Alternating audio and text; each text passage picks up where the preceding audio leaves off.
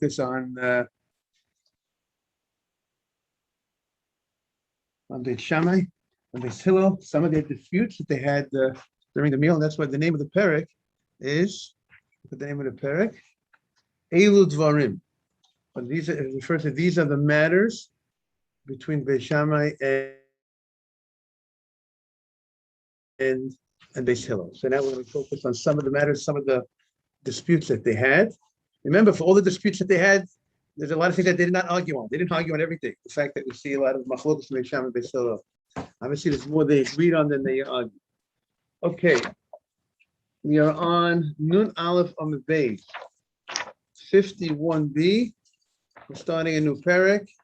You know, like a new school year begins. There's a lot of excitement, a lot of freshness. We hope there's also a lot of freshness and excitement. Here we are starting a new parak.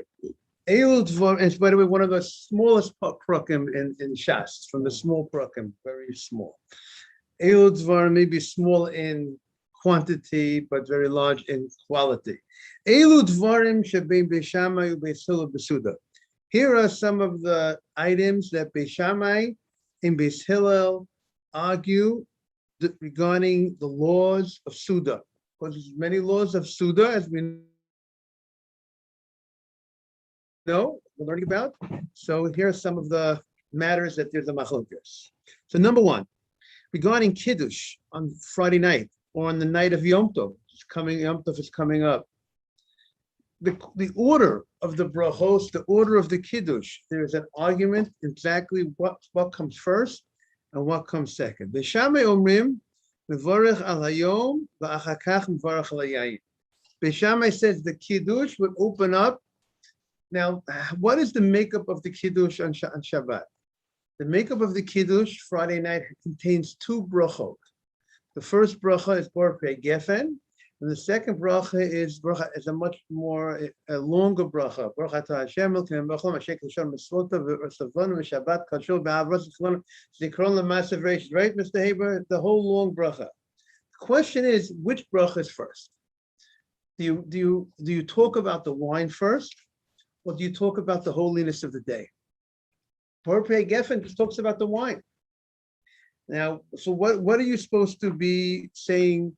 What are you supposed to be talking about first? Now that is the question here of Beit Shammai Beit Hillel. One of the Mefarshim, I mean the Kuzari Sheni, they asked the question, what is it? What kind of argument could they have? Didn't they see in their house and their rabbi's house how they did? What was the order? What was the order of the Havdalah? So why should they be arguing? They should just look at what the custom was of their rabbis and their parents, and therefore that it should have been clear from there. You know, it's something that was done every week.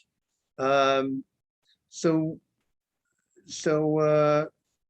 how is there a dispute? So he wants to say that we have this idea that the order of brachot is not ma'akev. It's not like certain things, certain mitzvot, that if you do something, let's say lulav and lulav.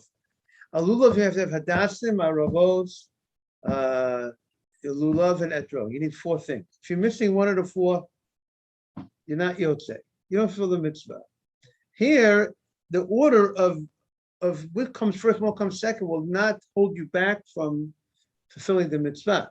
The only question is, which is the better way to go? And so the order is not critical to fulfillment of the mitzvah. But even though it's not critical, but there's still an ideal way of doing it. Right. Just like you have brachot, I have something from the Shivat Haminim, I have something from non-Shivat Haminim. Even though if I say the Baruch Pre'etz on the apple instead of the pomegranate, and I said it on the apple first, I got credit. I have an apple in front of me, but there's a law that says do the Shivat Haminim first, right? So there's the ideal. It doesn't disqualify. Right. So therefore, right. But we want to know what's the ideal. And because it's just a question of ideal, so not everybody was on top, but it seems that maybe many people did the way however they happen to want to do it, because it was not. They had seen it before. It was more custom to it a certain way. Right. And maybe they felt, maybe in this region, they felt this is more ideal. Perhaps we can answer that way, being that it's not an integral part to fill the mitzvah. So different people did different things. It was not something that was universally, maybe we could do it like that. It wasn't something that you universally accepted and this is the way to do it, because people did it different ways. But the argument is, you know what, maybe people did it different ways, but what's the best way to do it? And therefore, because really his answer is not that you can ask on his answer. If your rabbi did it a certain way, so that should have been the best way. But the answer is being that this is not an integral way of doing it. Maybe different rabbis did different things. Because this rabbi felt this is the way to do it. That rabbi felt this is the way to do it. So now In any case, they make a point of saying that it doesn't, if you do it one way or the other way, it still doesn't qualify. Right. In other cases, at certain times, it is critical that Right. they ought to be followed. Right. For instance, like reading the Megillah. You read the Megillah, you read a pasuk out of order. You said that would disqualify the reading of the Megillah. There's a certain order. So that's what the Gemara says. So, but now we want to know in life, it's not only of, like I quoted from Rabbi Heinemann from Baltimore. It's not only about fulfilling the obligation. It's with Jews, Jews. We want to do it in the ideal way of doing things. Correct. So therefore, that's now for the Gemara saying, what is the most appropriate way to do it? Morning, Shmuel. So the Gemara says, so Beis Shammai omrim mevarech al hayom. Beis Shammai says, you first have to talk about the holiness of Shabbat. When you open up Kiddush, you do not start with a Bor Pei Geffen. How do you start according to Beis Shammai? What do you say? So Yom HaShishi are really psukim that precede the Kiddush. She says you start Baruch Atah Hashem Elokeinu melech haolam asher kiddushanu mitzvotav ratzavanu v'Shabbat kadsho ba'avav ratzavanu zikron l'ma'aser reishis Baruch Atah Hashem, and continued, etc. Baruch Atah Hashem mekadesh Shabbat, and then you say the Bor Pei Geffen. We do it the opposite. We first say Bor Pei Geffen, and then we do the long bracha. Correct? Oh. So that's Beis Shammai says no. You got to switch the order around. Beis Shammai says you first got to say the bracha about that concludes the Mekadesh Shabbat first, and after you say that bracha, then you go ahead and say the Bor Pei Geffen. And the Gemara will see what the reasons for this. One obvious reason is because why are you having the wine to begin with? It's because of the Shabbat. The Shabbat is the cause of the wine coming, so therefore you should talk about the Shabbat first. Beis Hillel says no. One reason Beis Hillel says no is what's more common. We have a rule, tadir v'she'ena tadir, something that's common, something that's not as common. You always give honor. In general, you give honor to the thing that's more frequent. Wine is more frequent. The blessing on wine is more frequent than the blessing of the Shabbat. Wine you could drink 7 days a week. Shabbat, the blessing on the Shabbat comes once a week. So there, or on Yom Tov, once in a while. So therefore, Beis Hillel says, according to one reasoning of Beis Hillel, you first have to honor, you have to talk about the wine first. So that's Beis Hillel. Beis Hillel says, you open up with Bor Pei Geffen. Beis Hillel omrim, Mevarech al hayayin, v'yachar kach mevarech al hayom. Beis Hillel says, you first got to say the bracha on the wine, Geffen, and then you have to go ahead and say on the day. Morning, Morris. Now, that's halacha number one. Halacha number two. We're on Nun Aleph on the base, 51b in the Mishnah. Beis Shammai omrim notlin liyadayim. You go ahead, let's say a guy, you want to have wine before bread, right? You want to drink wine before bread. So what do you do first? You're having wine, and then you want to have bread. Let's say it's like Shabbat, where in more men, we're mandated to say Kiddush first for Shabbat. For Shabbat, in Kiddush ela b'makom suda, you have to first sanctify the day. Only have the right. Only after you have Kiddush, then you have a right to eat, right? So, but on a regular night, let's talk about a regular night. Let's say tonight, you want to have wine and you want to have bread, and you want to have wine before the bread. You have a particular reason why you want to drink wine before you have bread, like that. You want your system to open up with wine first. You don't want to just start with bread.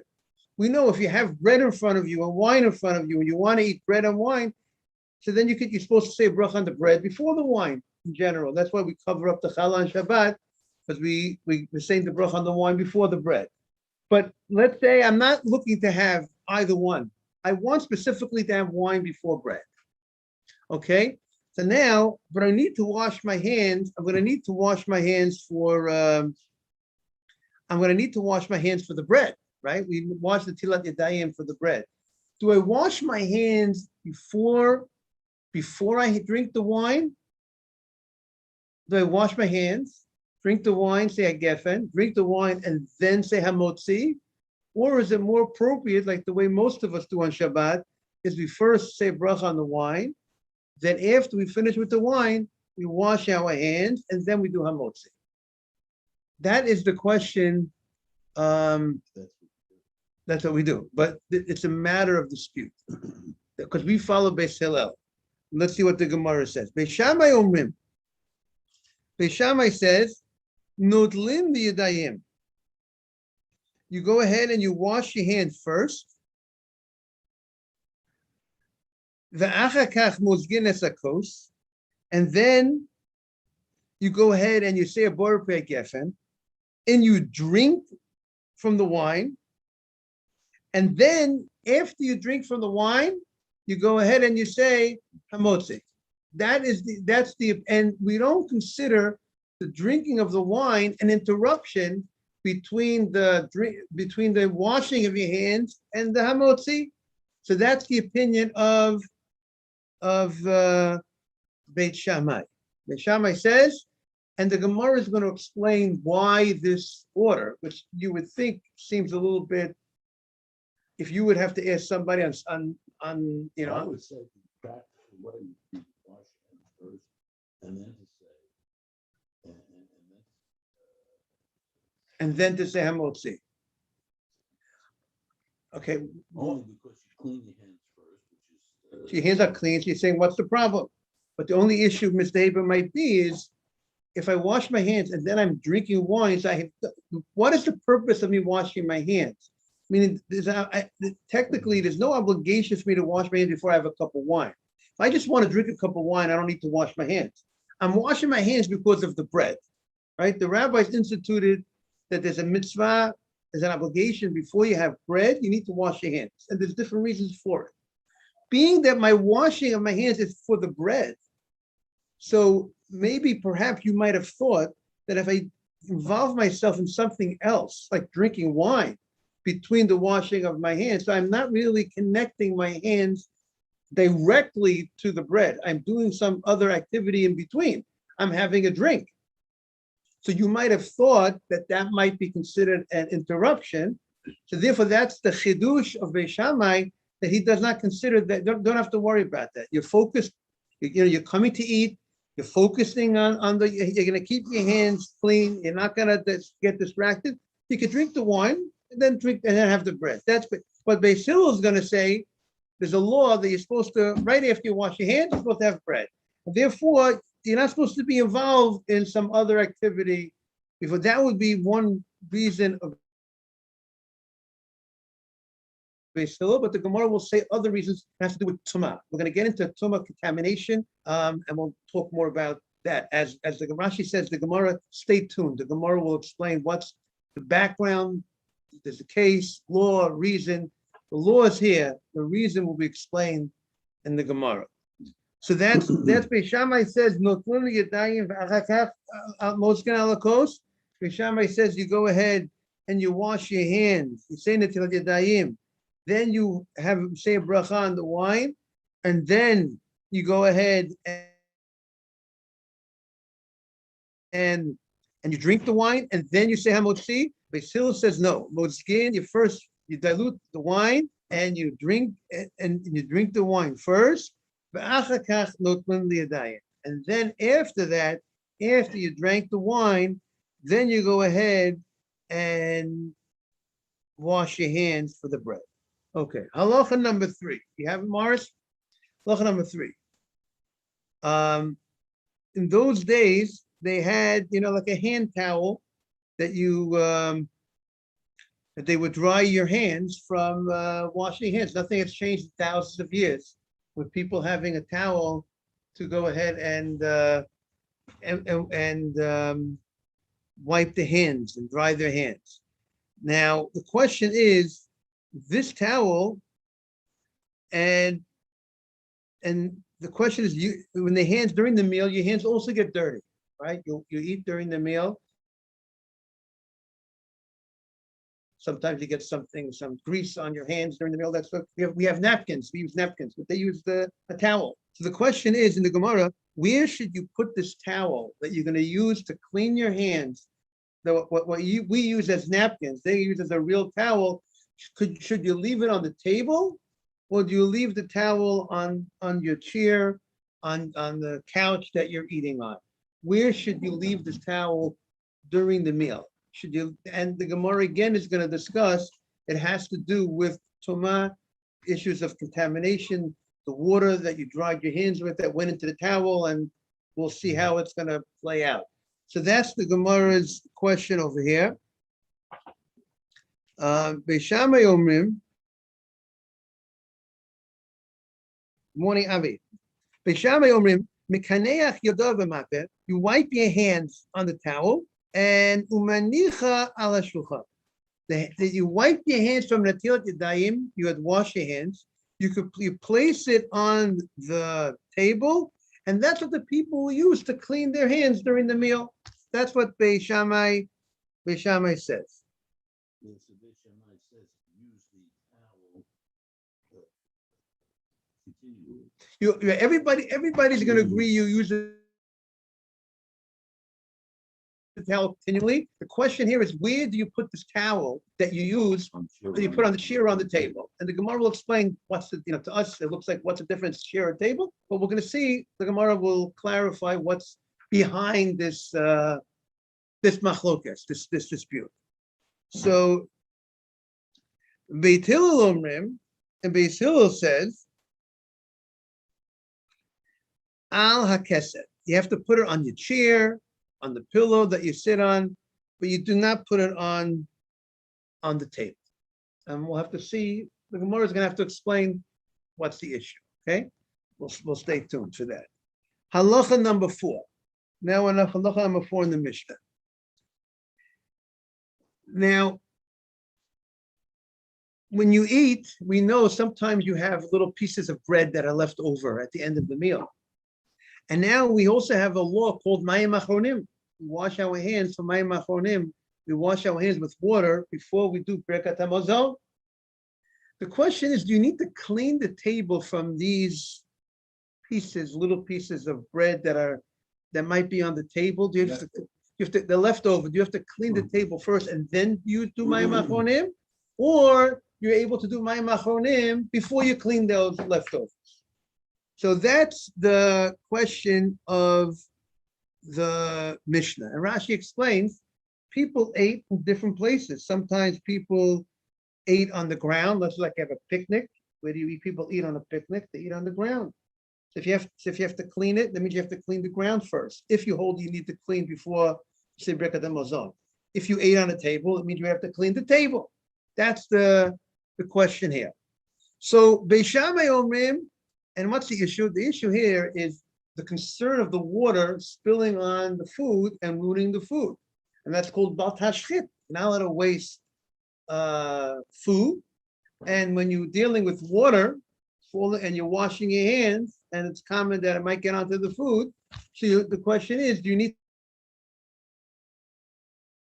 to get the food, be concerned for that and get the food off the table first? Or for some reason, Beis Hillel is not concerned. We'll have to see why he's not concerned. Beis Shammai says you got to get that food off you have to make a cleanup first. Because if you don't make that cleanup first, we're concerned about tashchit. You're going to waste the water's going to fall onto the bread. Is that clear? But Beis Hillel says you're all right. You don't have to, and we're going to see, one reason the Gemara is going to say is that Beis Hillel is talking about when you have a waiter who's educated. An educated waiter knows not to leave a piece of a kazayit on the table. He knows that by the time that will be off the table. Well, anything will be left with something very insignificant, and we'll see in the Gemara that's not a concern. We'll see that in the Gemara. So let's see. Beishamai omrim machabdin et habayit. You first have to clean. To clean first before you do the Birkat Hamazon. You should know. Interesting that we have a halacha.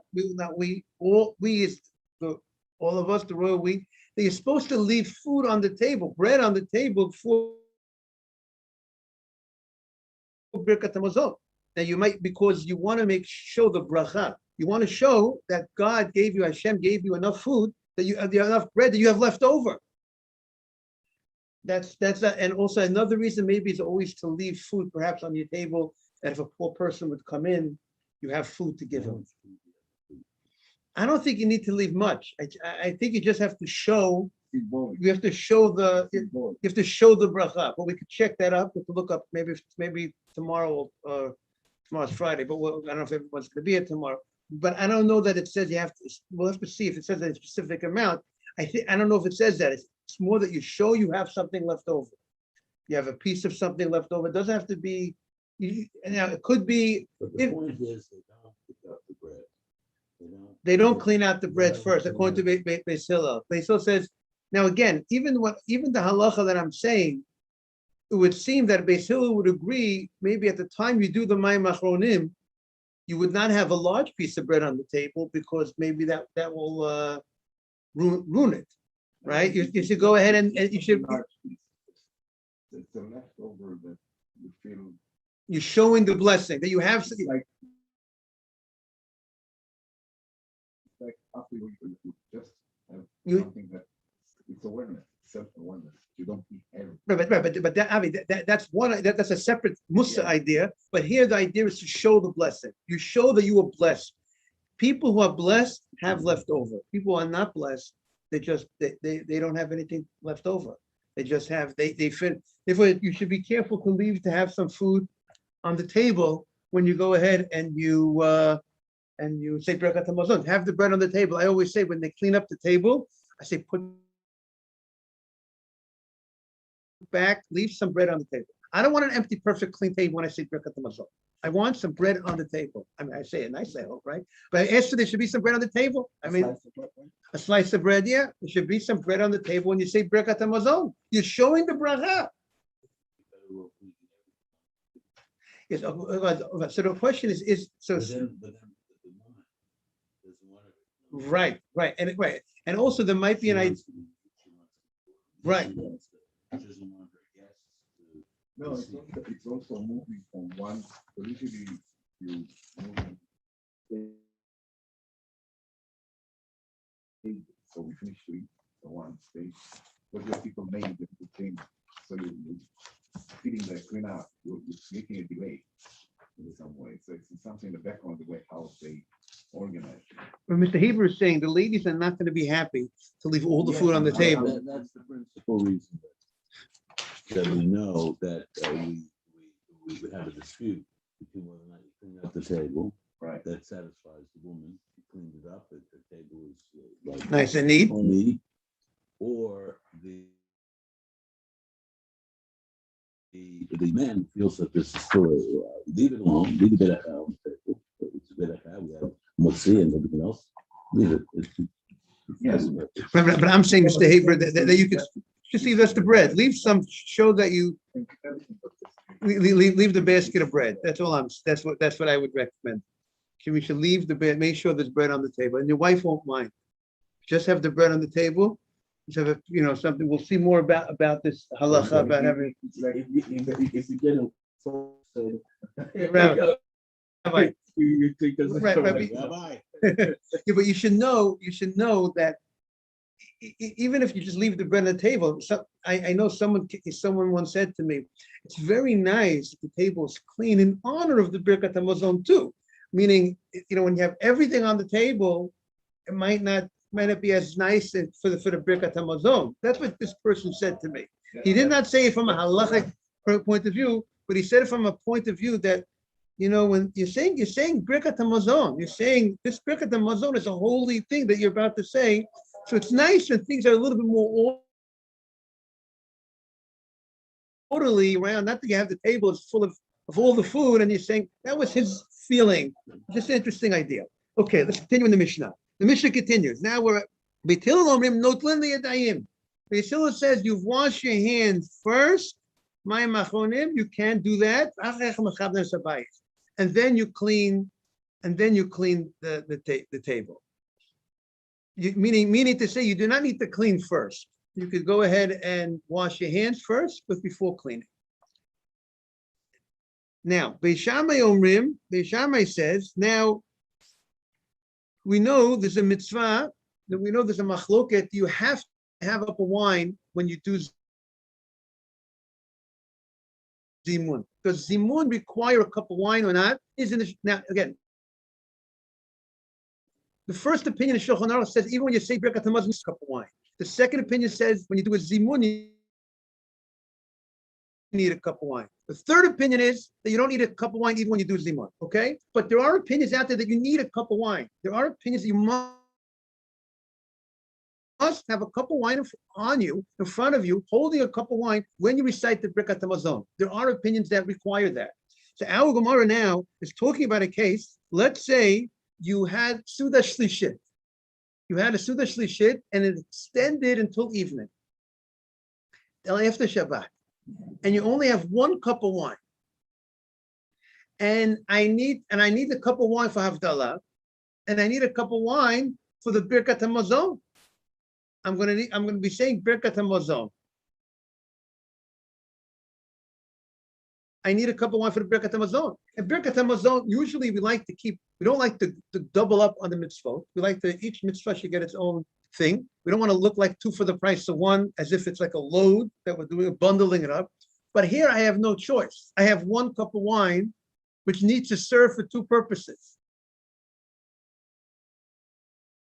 One cup of wine needs to serve for the purpose of Havdalah. I need a cup of wine for Havdalah, but I also need a cup of wine for the Birkat Hamazon. So now the question is, what's the order? What do I say first? Do I first hold a cup of wine and say the words of Havdalah, and then after I say that bracha, I will start the Birkat Hamazon. Is that the way to do it? Or should we put the Havdalah bracha, leave it for the end, which we'll see, leave it for the end, because you want to delay the going out of the Shabbat, right? Shabbat is very holy, like to extend the Shabbat. So therefore, let's put the Havdalah bracha at the end, and let's get Birkat Hamazon in the middle. Now the question is, where do you put the bracha of Eish, Borimare Eish, the bracha of Samim? Where do they go? Do they go together like we have in a regular Saturday night Motzei Shabbat Havdalah, or is there a mix-up, a change-up in that? So that's what the Mishnah. That's the next machloket in the Mishnah. How to organize what you need to do in life. Organization. Best way, same way there's a way to organize one's house, organize your papers. Here's how do you organize the brachot to be done in the best way. It's not only about life, it's not only about what you say, it's the way you say it. It's not only about doing these mitzvot, but there's a proper way, there's a more ideal way, even though technically you should be fine any way you did it, like we said beforehand. But there's an ideal way to do it, and that's the machloket in Beis Shammai and Beis Hillel. What's the best way to do it in life? We want to know what is the best way to do something, and that's here what we're doing now. Beis Shammai Omrim. Beis Shammai said, okay, I think they're starting the Selichot. We'll continue to be continued. Okay, but again, you want to delay the Shabbat. You want to delay the going out of the Shabbat. No, I tell you why, because the Birkat Hamazon, you can do it. You can do it. You're not limited this time. But Havdalah also, I'm saying if you didn't do it, you have the whole night. You have 3 days if necessary. You don't delay Havdalah so long. Havdalah, yes. I thought that was right. Yes.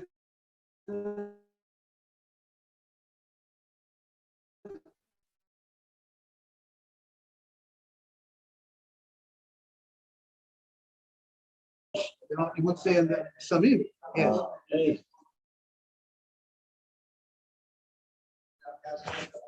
Okay. To be continued. Thank you, guys. Thank you for being on.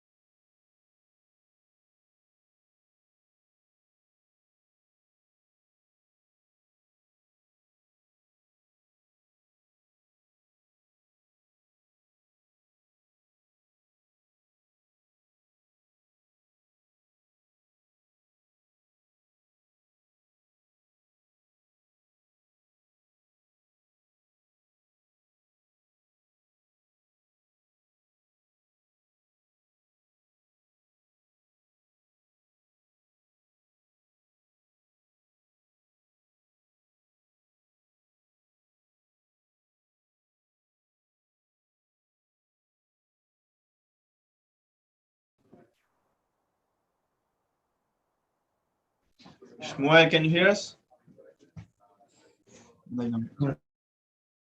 Check, am I muted now? or not? He's the man.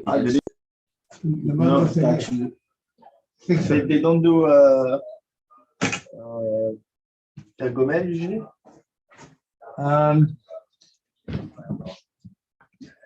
Good question. I mean, I think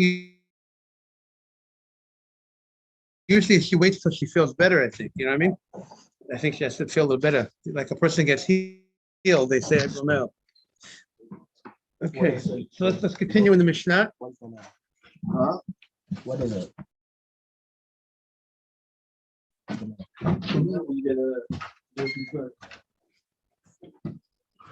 have a Gemara from Mr. Haber. Akiva, we'll open up a Gemara, Mr. Haber.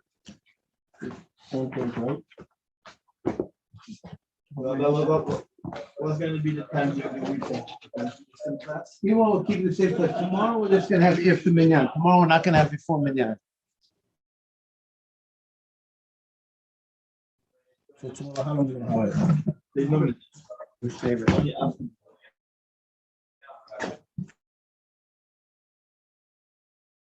Question before. Akiva, you want to pass me this book over here? Yeah. Said about the importance of having bread on the table. I'm not muted, right? I'm good now, right? Hold on, I think I'm good. You fixed it. Thank you very much. We brought up the point based on our Mishnah about the importance of having bread on the table when you say Birkat Hamazon. So the Shulchan Aruch says the following. He says, you do not remove the bread until after Birkat Hamazon. That's what he says in Shulchan Aruch. And then the next halacha says, if you do not leave bread on the table, you don't see a bracha. Simon bracha. But he didn't quantify it. He didn't say, leave all the bread. The bread you leave some of it. Right. He didn't. Right. He says you have to leave bread. Now the question is, how much bread do you need to leave? The Chafetz Chaim said you should leave enough bread that if a poor person will come, you have food to give him. That's how much bread you should leave. So how much is it? It's a piece of bread. It's not. You don't need to leave a whole bread. You leave something, which seemed to this opinion would mean something of that you could give a poor person. Good morning. What do you give a poor? A slice of bread? You don't want to give a poor person a little nothing. Right. Based on the new Mishnah and the new Perek, you give the person something that. What would you give a poor person if he comes to knock on your door? A piece of bread. So that should be at least the kazayita bread, at least something of something. I see in the synagogue,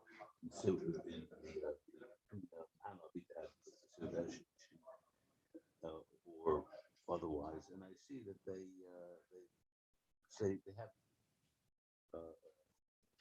some budget, not budget, but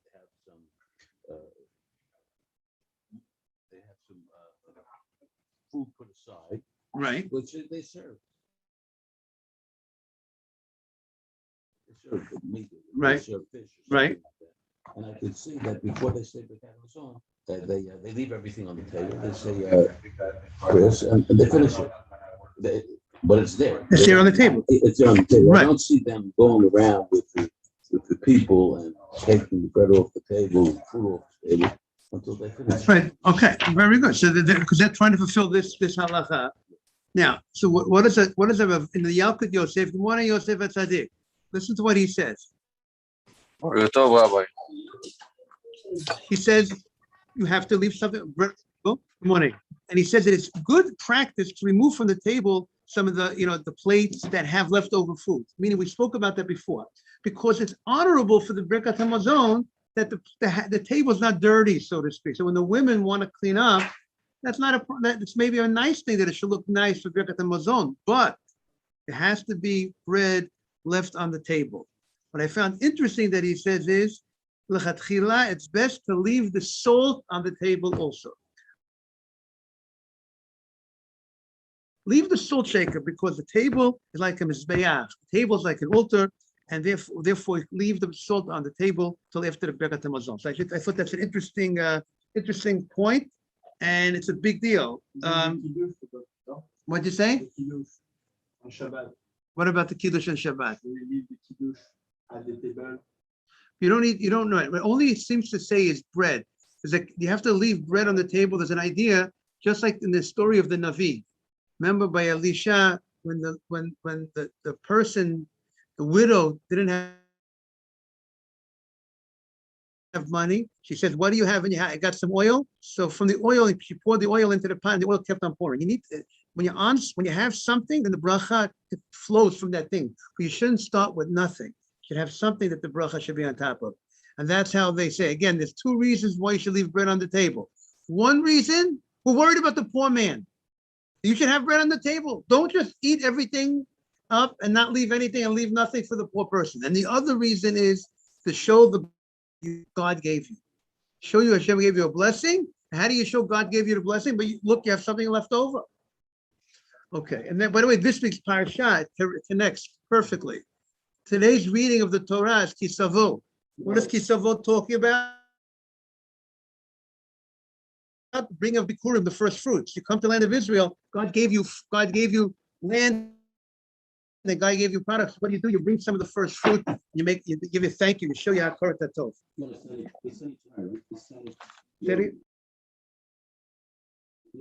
We have a parsha email I send every Thursday night. If anybody wants to receive it, we have a lot of people that receive a parsha email. It's sent that every Thursday night. So everybody's invited. If you don't receive it, if you want to receive it, I'll be happy to put you on the list.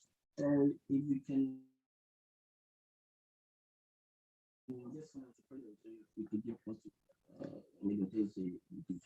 Okay, but don't think it's some people not here on Friday, so comes out late Thursday night. Yeah. Yes. Fresh off the press. Okay. Get it, like maybe Mr. Hero would like to get one, but he's not here on Friday, so I can always send it ahead. Right. So we You can make print when one. you Right, what happens is like this. I have a student of mine many years ago who went to Baruch College. So every Thursday night, I do a call with him. I tell him over Divrei Torah. He said they send it from Shamshon Full Hirsch. So he has it in, he knows how to write very well, Shamshon Full Hirsch. So I tell it over to him every Thursday night. We have a phone call. He types it up, and I'm doing it for many years. And he types it up and we send it out. We have 1,000 people on the list Oh, so you send that we send it out. Thursday He sends it. He takes care of all the technical. I tell him say the Torah. He sends that to over 1,000 people. night. Michael Gutman. How many pages? It's 3 pages, 4 pages. It's not long. Very It's the beautiful. very Torah. They're very many times I'll quote Rabbi Feinstein, depending certain things I might quote Rabbi Feinstein that I heard from him. Usually a lot of it is what I see when I look at the parasha. There's certain things that hit the person when you see the parasha, and then I like to look at the different commentaries and like to draw from them. And I should add you to the list, Mr. Haber. Yeah, right. Okay, and then you'll give me your comments. I want to hear your comments on it. Okay, well, on the Mishnah, we have only a couple of minutes because it's a little late. The last thing we just said in the Mishnah is it's Saturday night, it's Motzei Shabbat. We're a few lines into the Mishnah. Beishamai Omrim. First word of the line is Omrim. Ner umazon ubsamim v'havdalah. He says if it's, you hear the case everyone, it's Motzei Shabbat. The guy went ahead and he had eaten Suda Shishit. He went into Saturday night and he needs a cup of wine for the Havdalah, but he needs a cup of wine for the Birkat HaMazon. And he only has 1 cup of wine. So what does he do? So Beis Shammai says, first say the bracha Borei Morei Ha'esh. And what do we do on Motzei Shabbat? We say Borei Morei Ha'esh.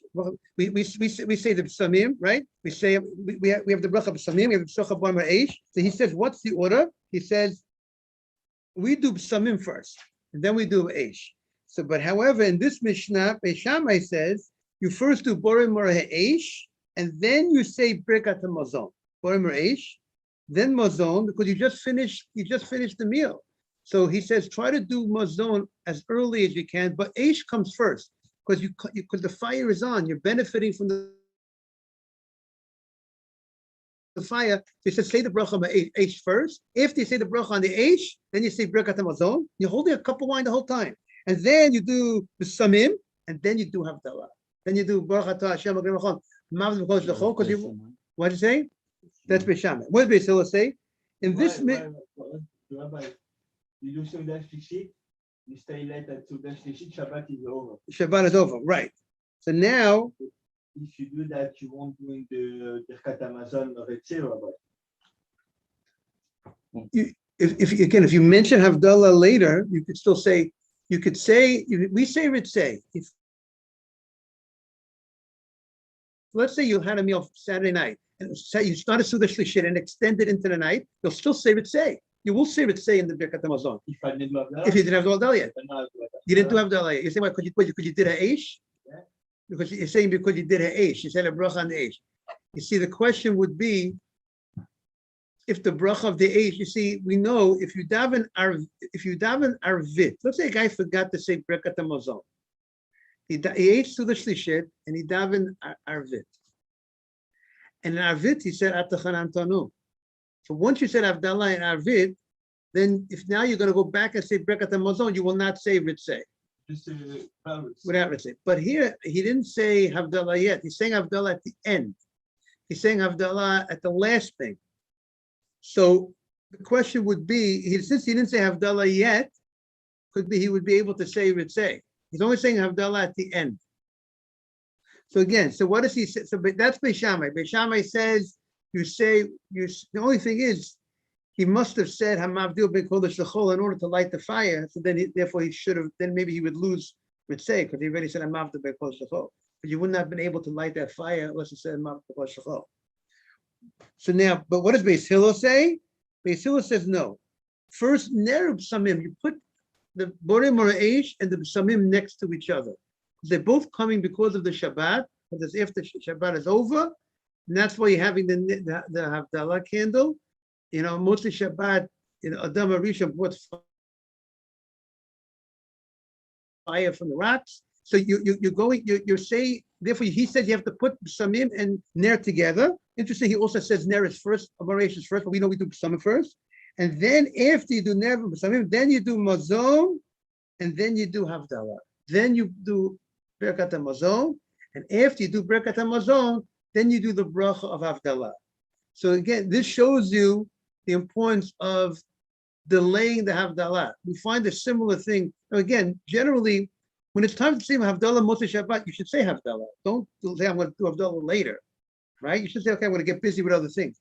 But when I need to say certain things, I have certain things to say. I have to say Samim, say Eish. So if I'm doing that, say the words of Havdalah later. Delay the declaration that Shabbat is over. Similarly, by counting Sfirah to Omer in the synagogue. What do they do? I mean, I know about Ashkenazim. In the synagogues that say Havdalah Motzei Shabbat, many synagogues, but I don't know if they, you're supposed to also say Havdalah Saturday night in the synagogue, correct? They do. So when do you say the Havdalah? Before Sfirah to Omer or after counting Sfirah to Omer? So one reason is given that you first say count the Sfirah to Omer and then Havdalah. Because the formal declaration of Shabbat that's over, you rather postpone. Therefore, you say the Havdalah after the count of the Sfirah. That's the same idea in the Mishnah, that if I have to say certain things, I have to say Birkat HaMazon, I have to say Havdalah, I rather put Havdalah a little later to show you that I'm not looking, that Shabbat is not a load. I'm looking to get over with the Shabbat. Therefore, I'll put it at the end. So that's the idea of perhaps why Havdalah is at the end over here, because we're looking to extend the Shabbat in a certain sense. And that should be our attitude. Every Shabbat, we should always look to extend the Shabbat. We should not look to get over to end the Shabbat. I want to wish everyone a good Shabbat. I don't want to hold people late. I don't want people late. Every minute counts, and I don't want to be late to your work.